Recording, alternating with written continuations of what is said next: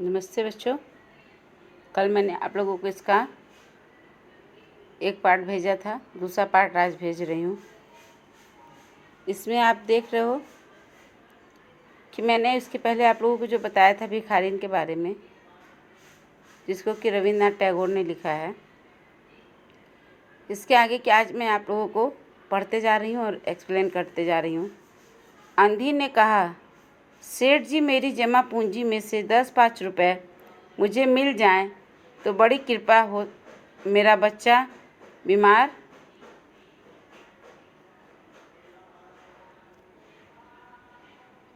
है, डॉक्टर को दिखाऊंगी।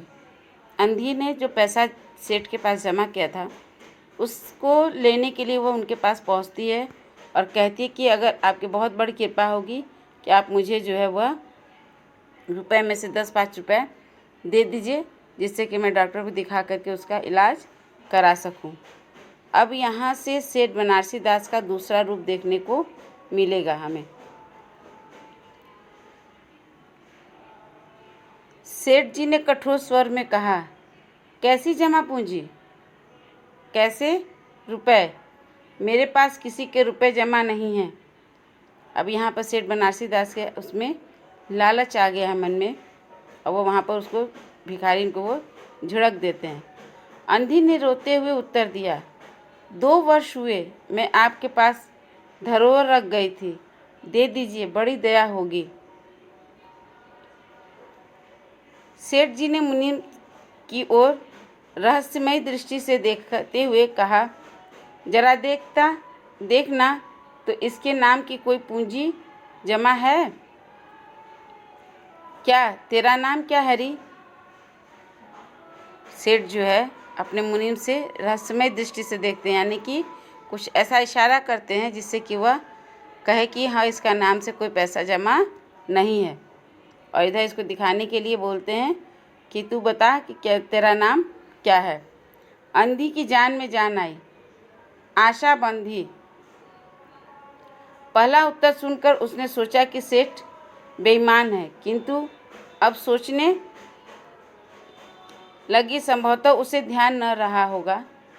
ऐसा धर्मी व्यक्ति भी भला कहीं झूठ बोल सकता है?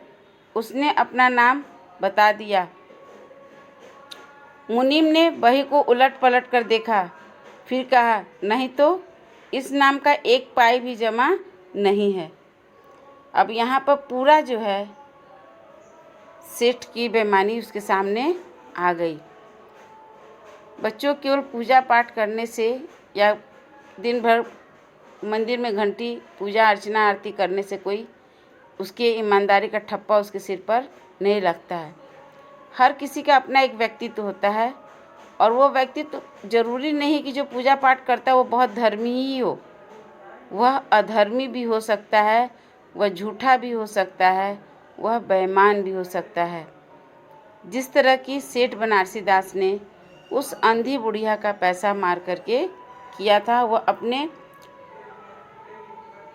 व्यवहार को, अपने व्यक्तित्व को उसने उजागर किया था। अंधी वही जमी बैठी रही। उसने रो रो कर कहा, सेठ जी, परमात्मा के नाम पर, धर्म के नाम पर कुछ दे दीजिए, मेरा बच्चा जी जाएगा। मैं जीवन भर आपके गुण गाऊंगी। वह दूसरे के बच्चे के लिए इतना परेशान है कि किसी तरह से मैं अपने बच्चे को बचा लूं।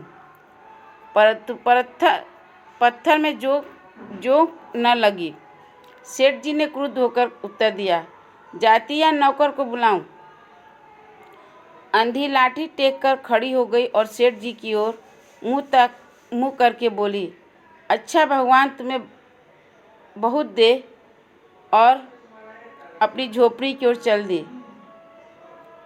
यह आशीष न थी, बल्कि एक दुखी का शाप था। बच्चे की दशा बिगड़ती गई। दवा दारू हुई ही नहीं, फायदा कैसे होता? एक दिन उसकी अवस्था चिंताजनक हो गई। प्राणों के लाले पड़ गए उसके।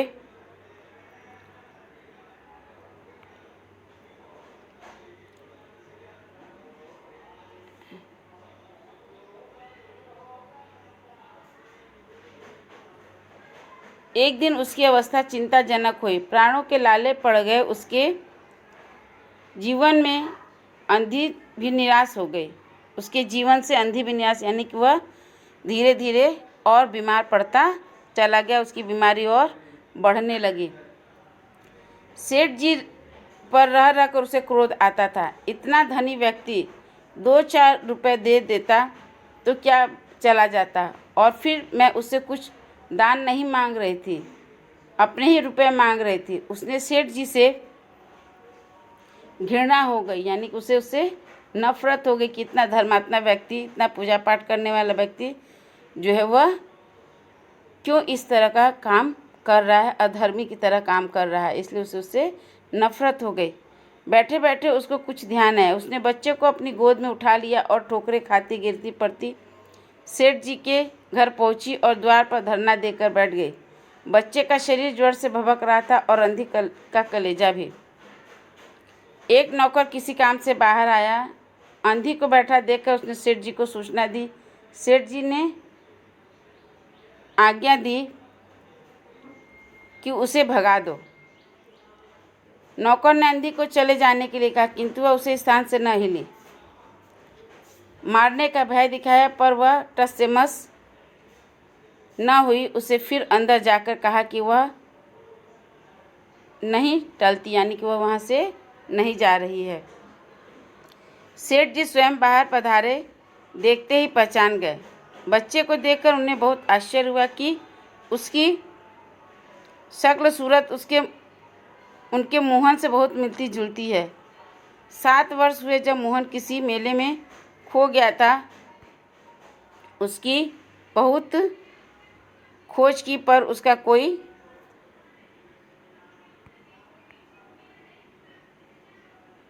पता।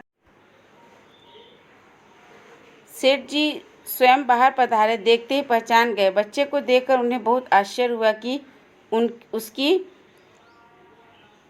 शक्ल सूरत उनके मोहन से बहुत मिलती जुलती है। 7 वर्ष हुए जब मोहन उन्हें किसी मेले में खो गया था।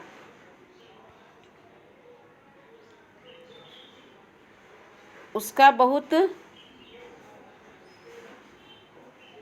बहुत खोज की पर उसका कोई पता न चला। उससे उन्हें स्मरण हो आया कि मोहन की जांघ पर लाल रंग का कुछ चिन्ह था।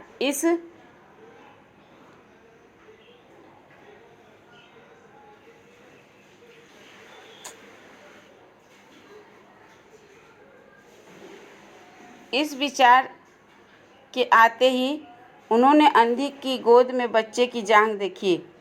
चिन्ह अवश्य था, परंतु पहले से कुछ बड़ा।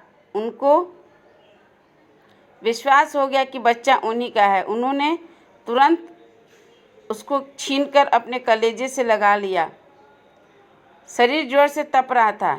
नौकर को डॉक्टर बुलाने के लिए भेजा और स्वयं मकान के अंदर चल दिए।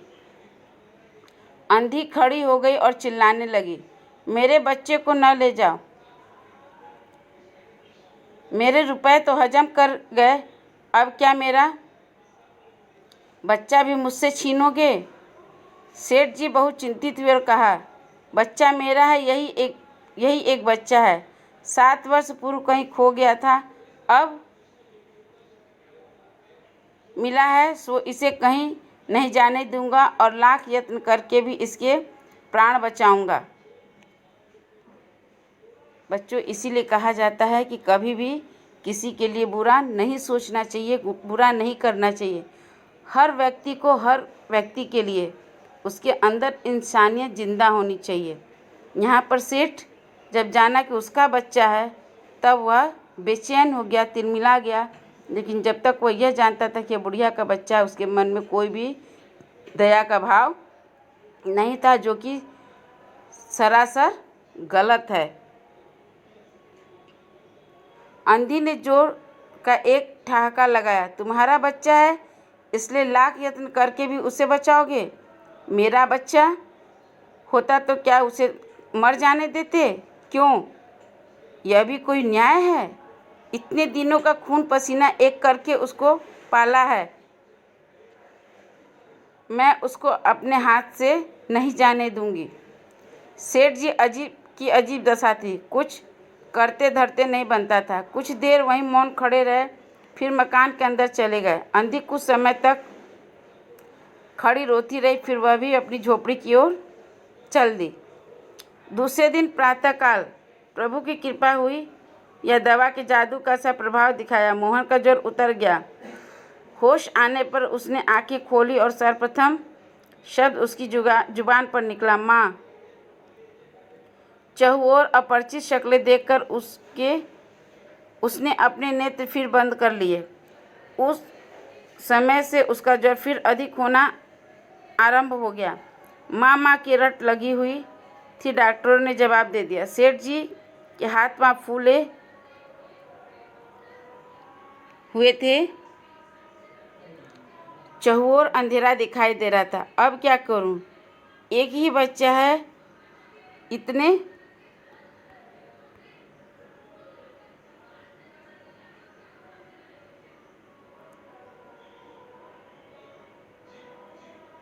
सहसा उसको अंधी का ध्यान आया।